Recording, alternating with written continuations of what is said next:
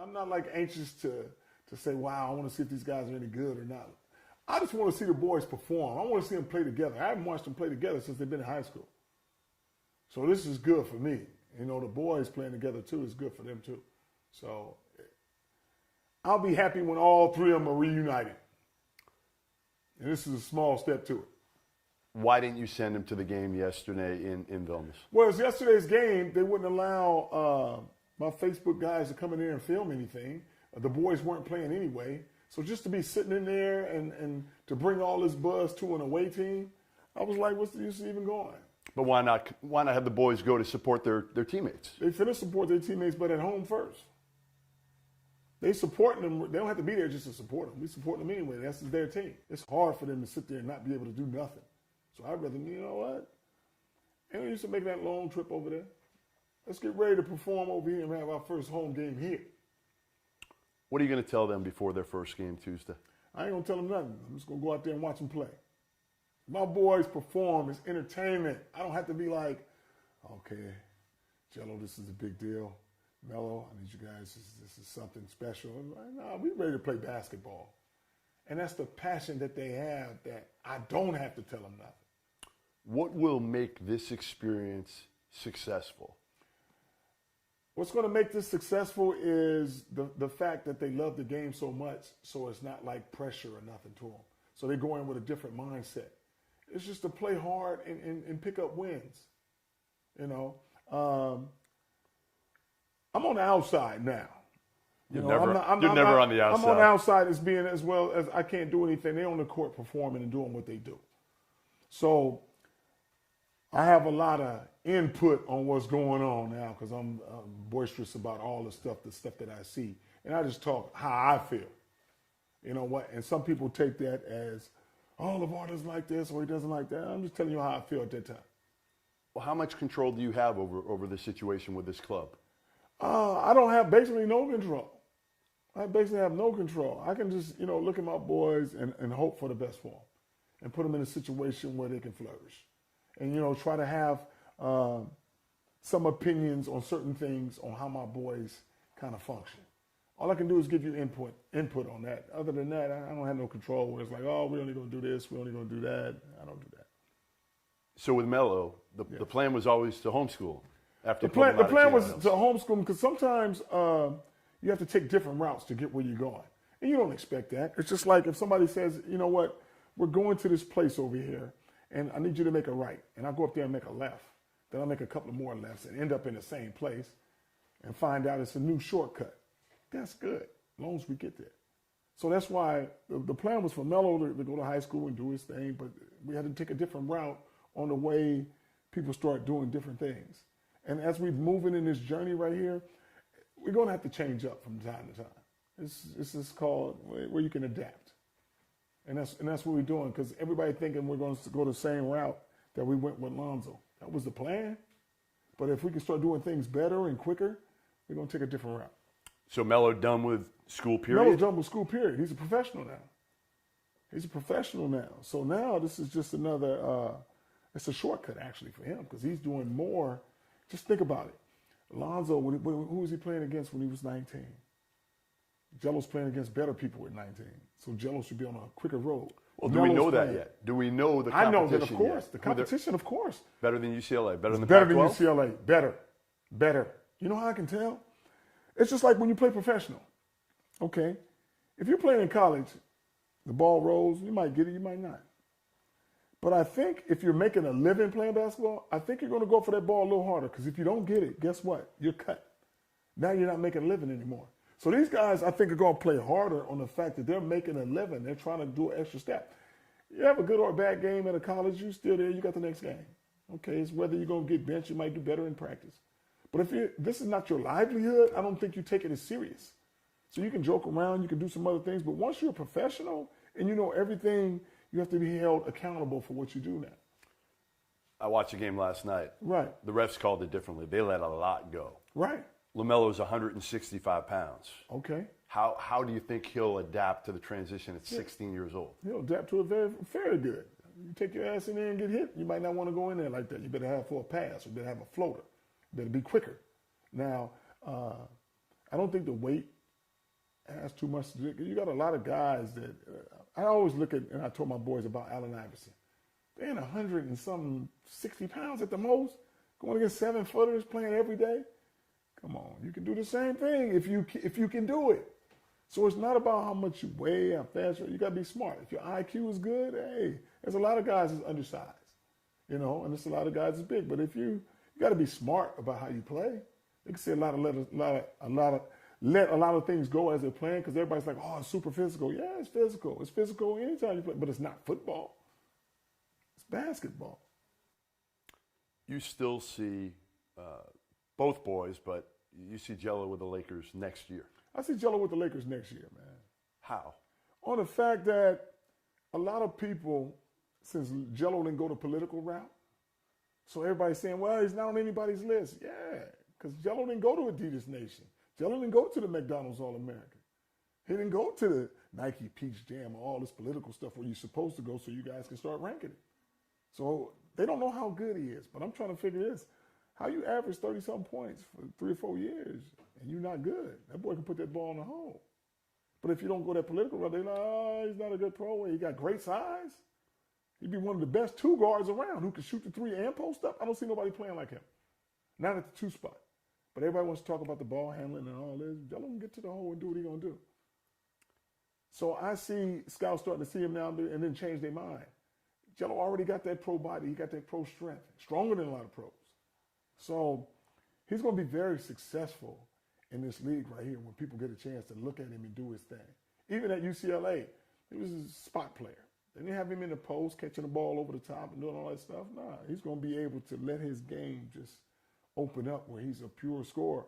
Why do you think he'll get that opportunity here, yet he wasn't going to get it in college? He wasn't going to get it in college on the fact that they already had their stuff lined up with their recruiting and all that.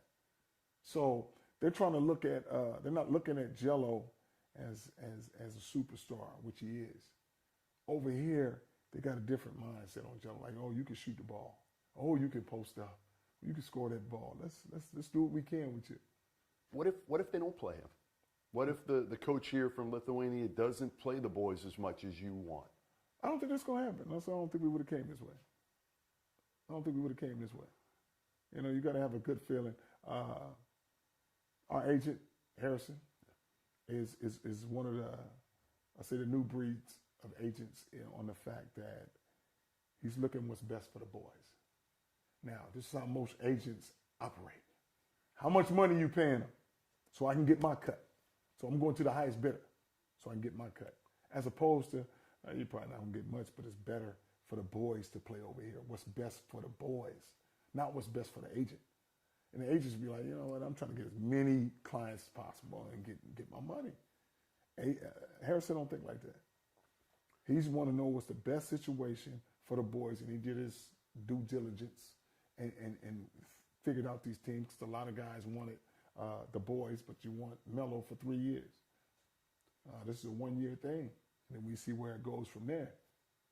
But it's not like you're going to tie my boy up. You said this wasn't about the money; it was about the opportunity. Right.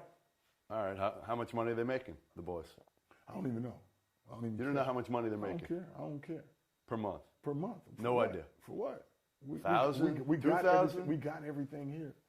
What do we need the money for? We're here for the opportunity, the competition, to get better. I mean, how much money do they need? What else do they need? They got basketball. They got family. You're doing something. Everybody wants money. Everybody wants money, but let's say you get all the money in the world and you bought everything. What's left? So you really don't need the money no more. I guess, but it's a 16 and 19-year-old kid who are now playing professionally. Yes. Don't they want to look at that paycheck and say, no, I got paid? They don't want to look at that paycheck and say, I got paid. They look at it as that's a bonus. They're doing some other things. Melo got his own shoe. You think this little money right here is like a big thing to him now. No, it's just the growing. Melo can get whatever he wants. Jello can get whatever he wants. So it's like this. They look at it like, I was going to play for free just to go to the gym and play or this. At UCLA, you was playing for free. But now, what if you play a game and a guy comes up to you and said, man, here's $100 for that game. You'd be like, damn, thanks. I was going to play for free, but hey, $100 extra bucks, I'll get me a nice little burger and something to eat. Leave it at that.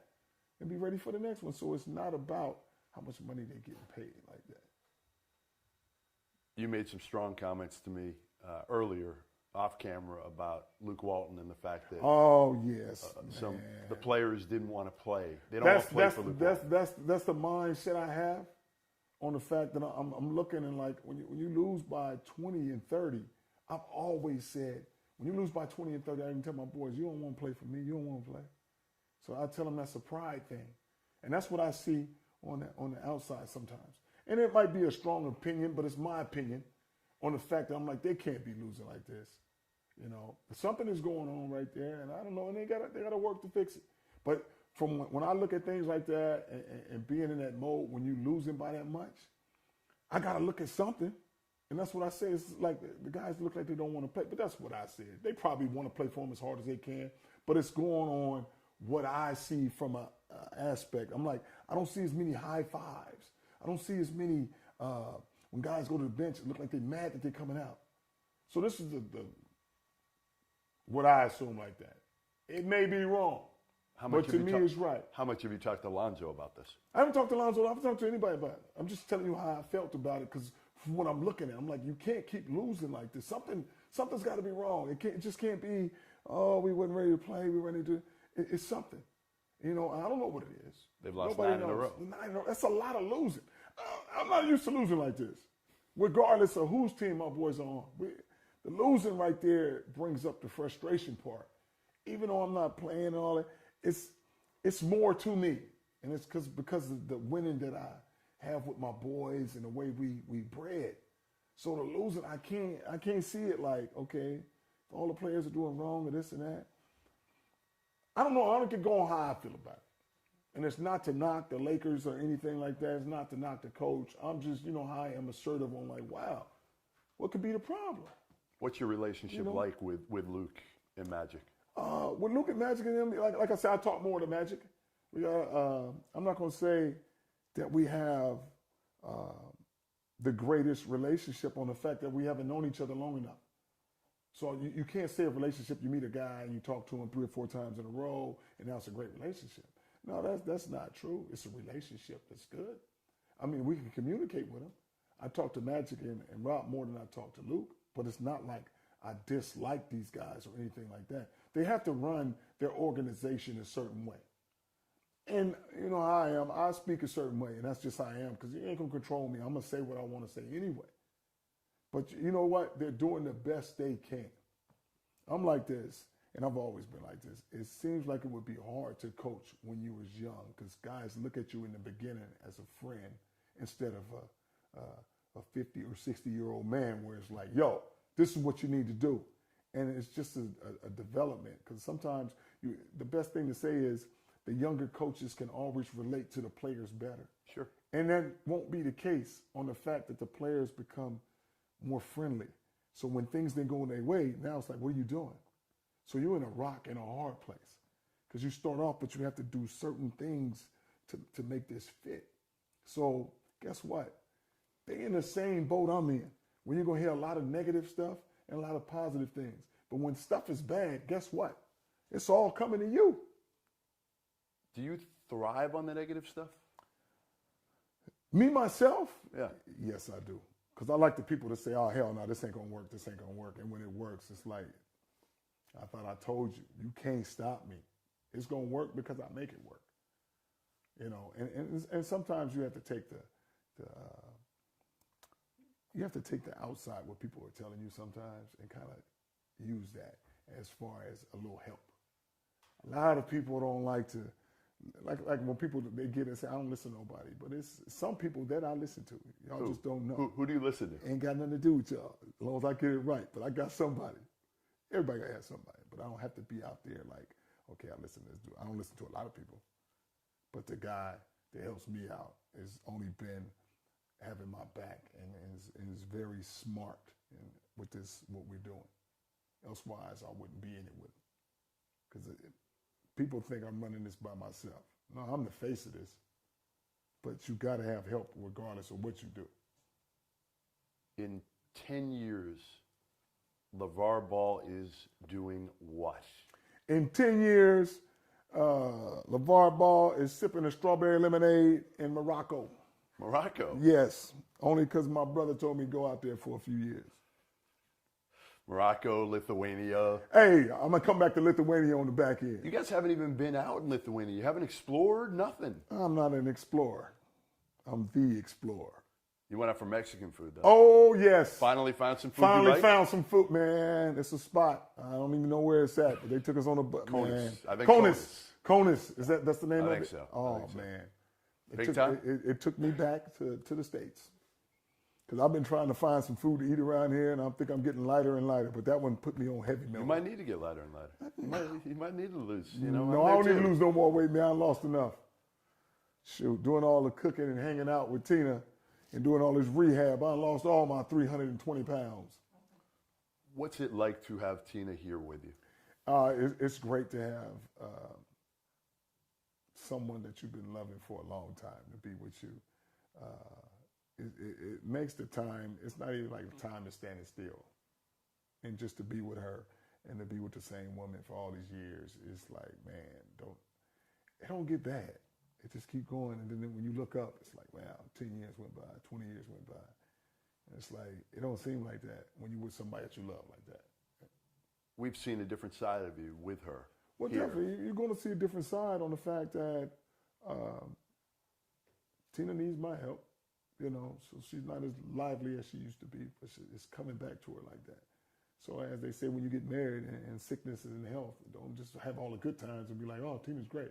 But now when she needs some help, man, I ain't got time to be walking down the hallway, taking 30 minutes to walk down the hallway. And it's like going to get food. I can't just let her go get my plate now. It's like, man, my food gonna be cold by the time I give Tina her plate first and then go get mine and she wants something else. But you know what? That's cool with me. That's cool with me. That's a small thing to do if you love somebody like that. And, you know, a lot of people be like, oh, it's so brash, it's LaVar. It's whatever I do it strong. So if I don't like you, I'm going to hate you bad. But if I love you, I'm going to love you with the same anticipation and the same style of that, which is Tina's the most beautiful, loving woman I'm ever going to have. You know, so that's the way I hold that. And, you know, we on this earth for only so long. And I look at it like this. I cherish all the moments I'm with her. And they're not all perfect. She going to yell and get crazy, and I'm going to do the same thing. But we keep on rolling together and to see the success of our boys. That's our main goal. Because I think once you're a parent, it's just like you. You have a daughter.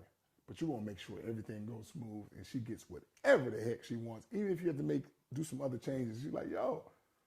Because I think that's why you have a kid to say, you know what? I'm not selfish anymore. If it's just you just fly all over the place, do what you want to do, and you leave it at that. But now when you have somebody to care for, you want to care for them, but you want to push them on their way as long as they're taken care of. I think as a parent, that's why I want to see all my boys on the same team, on the fact that I've been watching them play together, and it's a special moment. They all good, but together, they awesome. And it's for everybody to see. They got to see it one time in high school, and it was amazing. Yeah, I saw it. That's when I first saw you. And that's why I say them three together one is good, two is great, but three is awesome. And that's why I keep speaking this, like, man, they all got to play on the Lakers, just on the fact that the timing would be good as far as the chemistry would be great, and they grown doing something. And it would be best where me and my wife and everybody could come watch everybody one time instead of bouncing all over the place. Would you take one game even with the three of them in the Lakers I would take right one now? game right now, and we'll win the game. In the pros, folks will be like, they will not win. I guarantee you we could beat a pro team with LiAngelo on the same team with Lonzo right now. The chemistry and the way they shoot the ball would be completely different than the double teams would come out. Right now, when Lonzo double teams, they're not on the same page with him because they never double team like that. We've been double teaming all our life. So you would think Jello has his man and Lonzo will be leading the guy, and you would not think Jello would come all the way across the court and be ready for that spin move and steal that ball.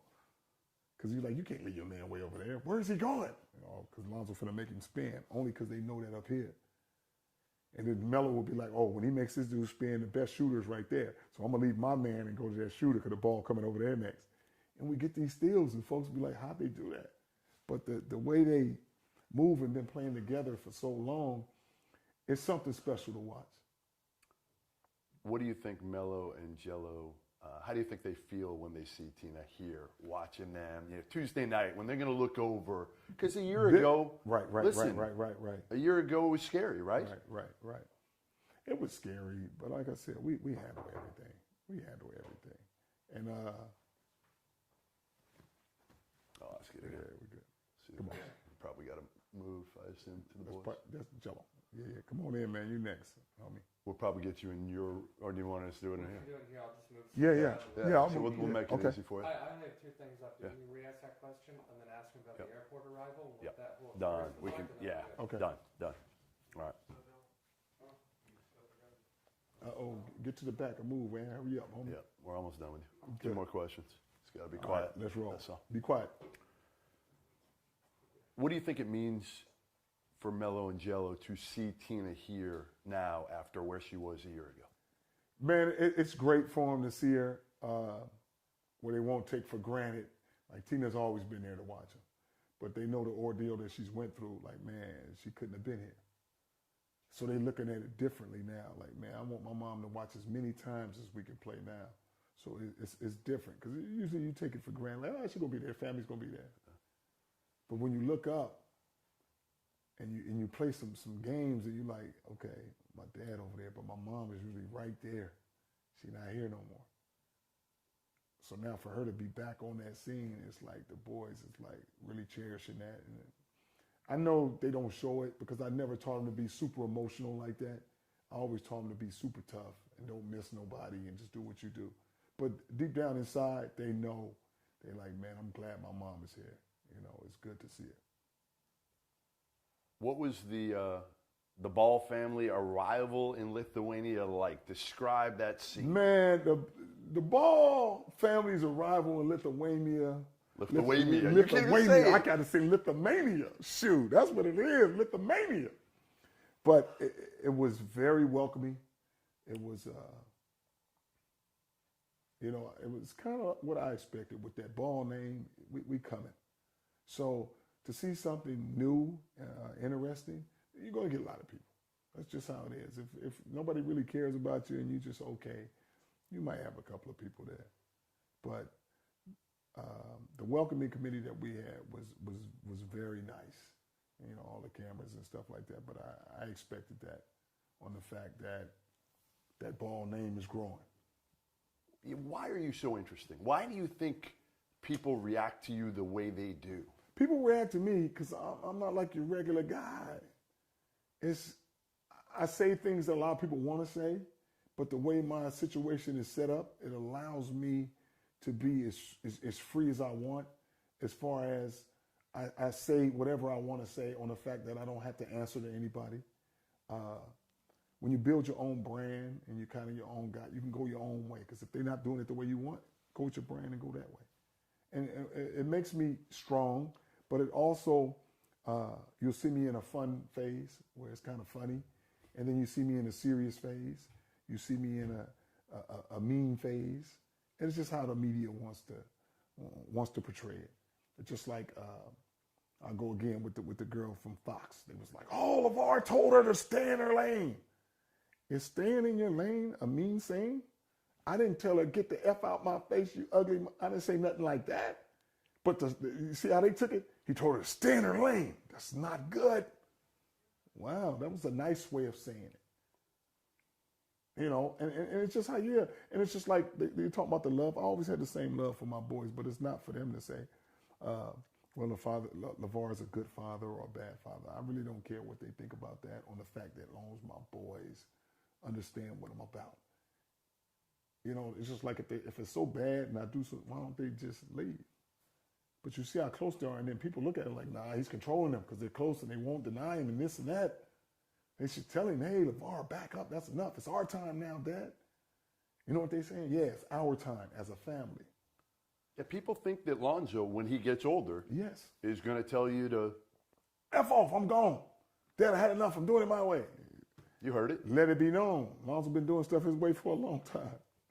I ain't told Lonzo nothing to do. I give him advice on things. Hey, you should do that. You should do this. I'm not an earring guy. I ain't got no earrings. All my boys have earrings. I thought they was just for women. Well, I don't wear no earrings. But look, all of them got it. They went against me. I ain't got no earrings, no tattoos, or nothing like that. But if they're going to do something, they're going to do it. But I'm going to tell them, I'm going to speak my mind. When Lonzo came home with an earring, I said, you might as well get your brother something now so I can be mad once. Now, all of them want the same thing. They want to follow Lonzo. But it's okay. Like I said, they have their own style, their own minds. All I can do is guide them. But I'm not going to leave them out there and they have no, they don't know what's going on. They're young. They're teenagers. They just turned. So a lot of the other stuff they will not know. You know, my boys think everybody is a good person. Nobody has hidden agendas. So they're gullible to that aspect because they've never been in that. So they're thinking other people have different motives, different things. But they would think, oh, no, he ain't going to do that. He ain't going to do that. Because they haven't been shuck and jived on enough. You know, you're raised in Chino Hills. You ain't worried about nobody coming at you like that. You know, different. It's just a little different. You know, when people do you wrong and stuff, and you see now, you say, oh, that's why they was here. Oh, that's why they did that. That's why they're influential on that. And it just comes to, you know, belief in the family and being honest and trusting each other. That's all it is.